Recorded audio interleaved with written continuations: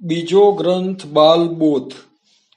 શ્રી મહાપ્રભુજી એવું જણાવે છે કે જીવોએ અગર દુઃખની નિવૃત્તિ તથા સુખની પ્રાપ્તિની ઈચ્છા હોય તો દીનતાપૂર્વક ભગવાનને નમન કરવું.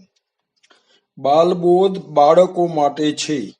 પોતાનું હિત શું છે અને અહિત શામાં છે એ જાણતા નથી અને ભાવ શુદ્ધ છે, તેથી દયાને પાત્ર છે, તે બાલક કહેવાય છે.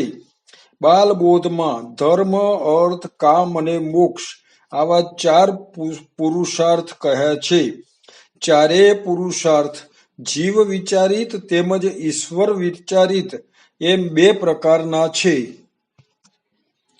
વેદમાં કરવા યોગ્ય તથા નહીં કરવા યોગ્ય એમ બંને પ્રકારનું પાલન કરવું તેવી આજ્ઞા છે, તે ધર્મ કહેવાય.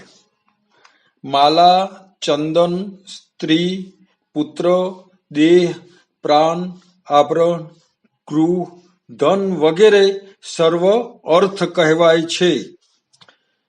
શબ્દ, સ્પર્શ, રૂપ, રસ, ગંધ વગેરે વિષયોમાં ઇન્દ્રિયોની અનુકૂળતાથી પ્રવૃત્તિ થાય તે કામનાઓ એટલે કામ.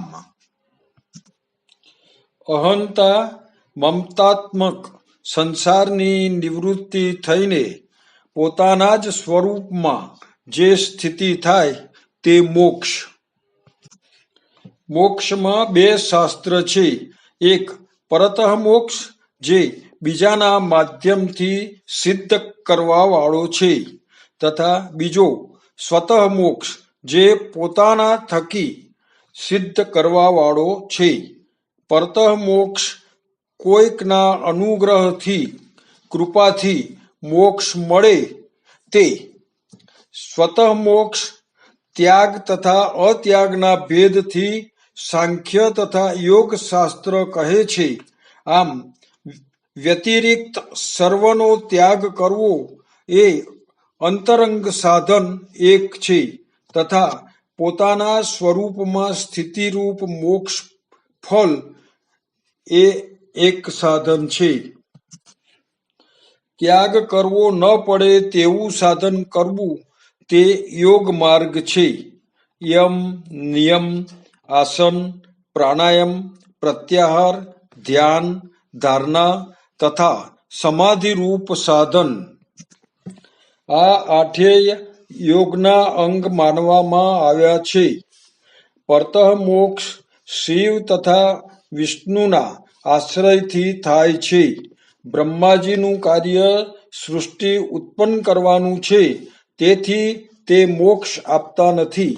વિષ્ણુનું કાર્ય સૃષ્ટિનું પાલન કરવાનું છે, તેમને ભોગ પ્રિય છે, તેથી તે ભોગ આપતા નથી અને મોક્ષ આપે છે.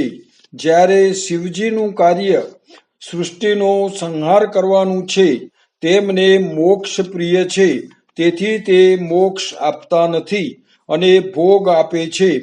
તેમ છતાં વિષ્ણુ ભોગ અને શિવજી મોક્ષ પોતાના અત્યંત પ્રિય હોય તેને આપે છે. જો કે તેમ કરવામાં તેમને મહાશ્રમ થાય છે. મનુષ્ય ત્રણ પ્રકારના છે: સાત્વિક, રાજસ તથા તામસ. વિષ્ણુની ભક્તિ કરવાવાળા સાત્વિક હોય છે અને શિવજીની ભક્તિ કરવાવાળા તામસ હોય છે.